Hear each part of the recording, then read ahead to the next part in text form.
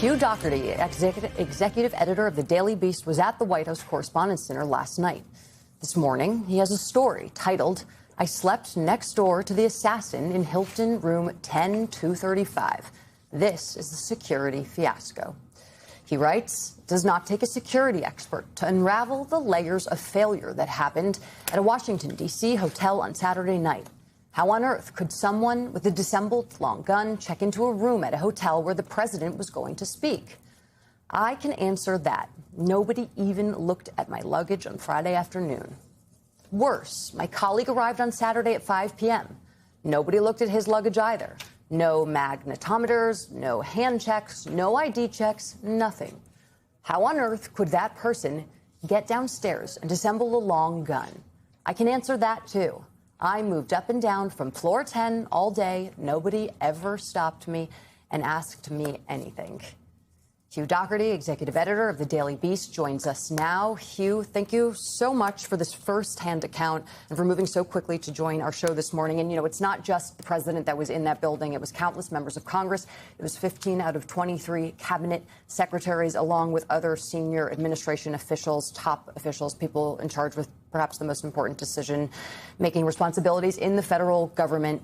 Can you write a little bit more about what exactly you saw and how you followed up, how you eventually got back to your room this morning or late last night? Well, yeah, good morning, Jackie, and thank you for having me. And I think the first thing I want to say, and I echo Congressman Subramanian on this, and I know you at the top of the show said this as well, the immense sense of gratitude and relief that my colleagues, many friends here have for the brave officers and agents last night. It was a moment, as you know, as I know you all experienced as well, of extraordinary panic and extraordinary danger. And their calm and their courage was incredible. And I also want to say a huge note of gratitude for the staff at the hotel.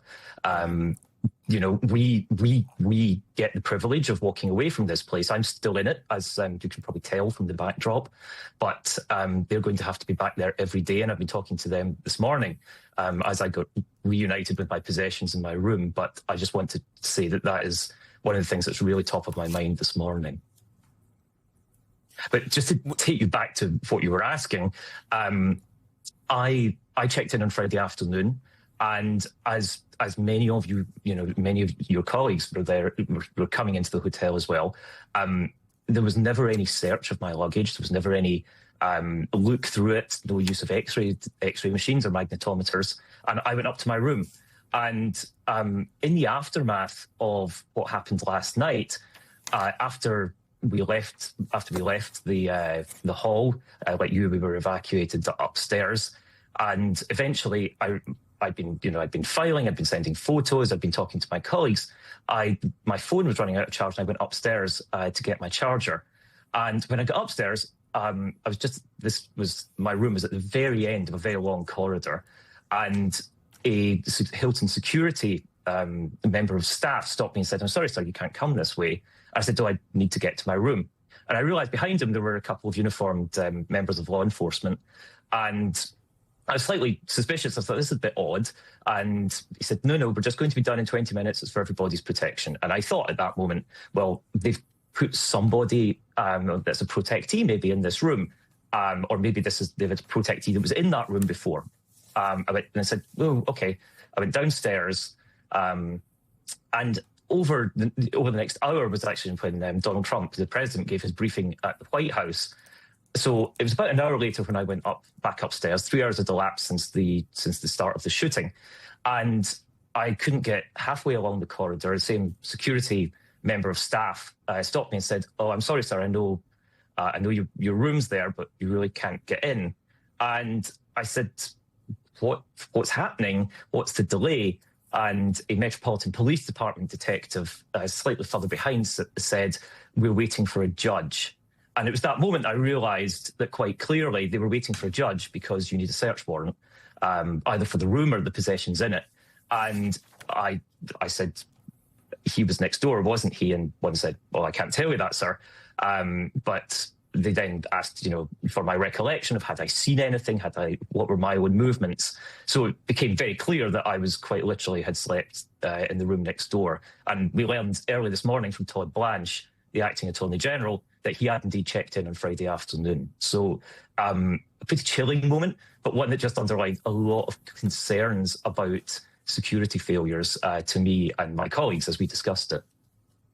Doherty, thank you so much for everything you just laid out, this firsthand account. I think a lot of folks will continue to ask questions, especially how you were even able to get upstairs to the floor that apparently they were searching. Eugene, you're absolutely right. That was a very good question to me, that when I went back up the second time, there were, a couple of people and a couple of officers or agents in tactical gear.